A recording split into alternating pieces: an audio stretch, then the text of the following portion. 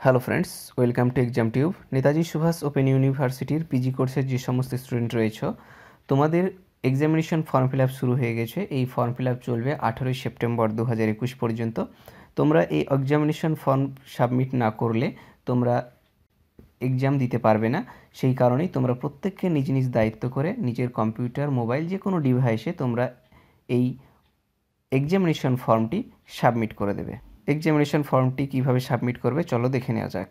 Examination ফর্মটি submit করার জন্য প্রথমে তোমাদেরকে গুগলে এসে Netaji Subhash open university search করে প্রথমের লিঙ্কে ক্লিক করতে হবে। ক্লিক করলেই তোমরা যে হোম পেজে চলে এলে ইউনিভার্সিটির, এই হোম পেজে এসে তোমরা উপরে দেখতে পারো যে একটা অপশান আছে PG online exam form submission. এই অপশানে ক্লিক করবে। তারপরে দেখতে পারো যে এইখানে একটা পেজ ওপেন হয়ে গেল, যেখানে তোমাকে অনলাইন ফর্ম সাবমিট করার জন্য লগ ইন করতে হবে। এইখানে দেখতে পারো যে নিচে তোমাকে এনরোলমেন্ট নাম্বার দিতে হবে এবং ডেট অফ বার্থ বসাতে হবে। তোমরা প্রত্যেককে এনরোলমেন্ট সার্টিফিকেট ডাউনলোড করেছো অনলাইন থেকে, সেই এনরোলমেন্ট নাম্বারটি বসিয়ে দেবে এবং এইখানে ডেট অফ বার্থ বসিয়ে দেবে। একটা বিষয়, অনেকে ডেট অফ বার্থ নিজের টাইপ করে বসিয়ে দিলে হবে না, এইখানে ক্যালেন্ডার থেকেই তোমাকে ডেট অফ বার্থটি সিলেক্ট করতে হবে। ডেট অফ বার্থ সিলেক্ট করার জন্য তোমাকে ইয়ার সিলেক্ট করতে হবে, মান্থ সিলেক্ট করতে হবে এবং শেষে ডেট সিলেক্ট করতে হবে এবং নিচে যে দেখো ক্যান্ডিডেটের নামটি চলে এলো।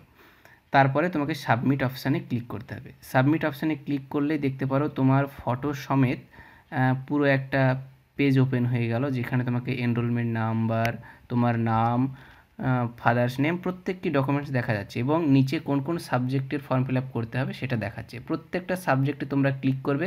প্রত্যেকটা সাবজেক্টে ক্লিক না করলে তোমরা সেই সাবজেক্টের পরীক্ষাটি দিতে পারবে না। ক্লিক হয়ে গেলে তোমরা সেই সাবজেক্টেরই পরীক্ষাটা দিতে পারবে। ক্লিক করার পরে নিচে যে সাবমিট অপশানটি আছে, এই সাবমিট অপশানে ক্লিক করবে। এই সাবমিট অপশানে ক্লিক করলে তোমরা দেখতে পাবে একটা কনফার্মেশন পেজ ওপেন হলো।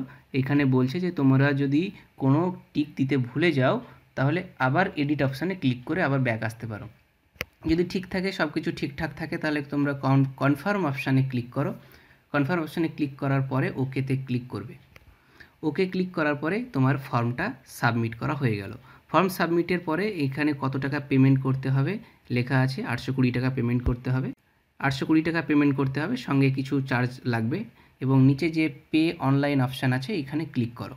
ক্লিক করলেই পেমেন্টের অপশানের পেজটি চলে এলো। এখানে তোমরা ক্রেডিট কার্ড, ডেবিট কার্ড যে কোনোভাবে তোমরা পেমেন্ট করতে পারো। তবে একটা পেমেন্ট করার সময় বলে রাখি, তোমরা দিনের বেলায় পেমেন্ট করো, রাত্রি 10টার পরে কখনো পেমেন্ট করতে যেও না। পেমেন্ট করতে গেলে অনেক সময় পেমেন্ট সমস্যা হচ্ছে। এইখানে তোমাকে কার্ড নাম্বার, এক্সপায়ারি ডেট তোমার এটিএম ডেবিট কার্ডে দেওয়া আছে, মান্থ, ইয়ার সিলেক্ট করে নেবে। ডেবিট কার্ডের পিছে দেখবে 3 অক্ষরের যে লাস্ট সিভিভি নম্বর আছে সেইটা টাইপ করবে এবং সিভিভি নাম্বার টাইপ করার পরে ডেবিট কার্ডের উপর বা এটিএম কার্ডের উপর যে কার্ড হোল্ডারের নাম আছে সেই কার্ড হোল্ডারের নামটি বসানোর পরে মেক পেমেন্ট অপশানে ক্লিক করবে। মেক পেমেন্ট অপশানে ক্লিক করলে তোমার যে রেজিস্টার্ড মোবাইল আছে ব্যাংকের সঙ্গে, অর্থাৎ সেই ডেবিট কার্ডের, এটিএম কার্ডের সঙ্গে, সেইখানে একটা ওটিপি যাবে। সেই ওটিপিটা প্রয়োজন, সেই মোবাইলটা তোমার কাছে রাখবে। এবার তোমার মোবাইলে যে এসএমএসটা যাবে, সেই এসএমএসে 6 সংখ্যার একটা ওটিপি যাবে। সেই ওটিপিটা এইখানে বক্সে বসিয়ে দেবে। বসানোর পরে যে ডান দিকে যে অপশানটি আছে মেক পেমেন্ট অপশান, সেই মেক পেমেন্ট অপশানে ক্লিক করলেই তোমরা দেখতে পারো এইখানে একটা অপশান চাইছে। এইখানে সেন্ড এনিওয়ে অপশানে ক্লিক করলেই তোমার পেমেন্টটা সাকসেসফুল হয়ে যাবে। তাহলেই তোমার অনলাইন পেমেন্টও হয়ে গেল, ফর্ম সাবমিটও হয়ে গেল। এইখানে তোমার প্রিন্ট করে নেবে, প্রিন্ট রিসিপ্ট বলে যে অপশানটা আছে এইখানে ক্লিক করে প্রিন্ট করে তোমরা সেভ করে রাখবে, ভবিষ্যতে এটা কাজে দেবে।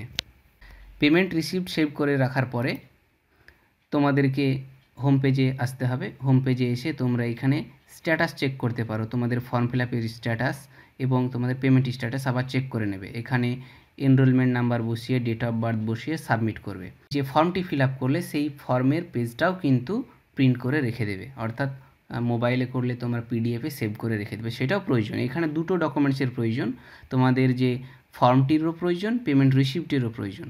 তোমরা এইখানে দেখতে পারো যে উপরে বাম দিকে যে প্রিন্ট দ্য ফর্ম অপশান আছে এইখানে ক্লিক করবে। তাহলেই তোমরা যে ফর্মটি সাবমিট করেছো সেই ফর্মটি এইখানে প্রিন্ট করে তোমরা নিজের পিডিএফে সেভ করে নেবে, পরে প্রিন্ট করে নিজের কাছে রেখে দেবে। ভবিষ্যতে এই ফর্মটির খুবই প্রয়োজন।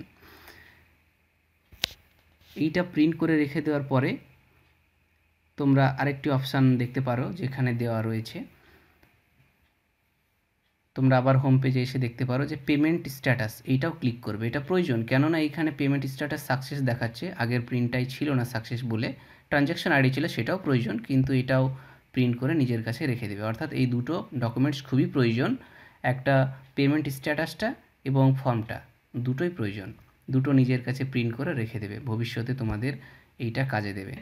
ভিডিওটি যদি ভালো লাগে অবশ্যই তোমরা লাইক, কমেন্ট, শেয়ার করতে ভুলবে না এবং চ্যানেলটি অবশ্যই সাবস্ক্রাইব করে নেবে। ধন্যবাদ।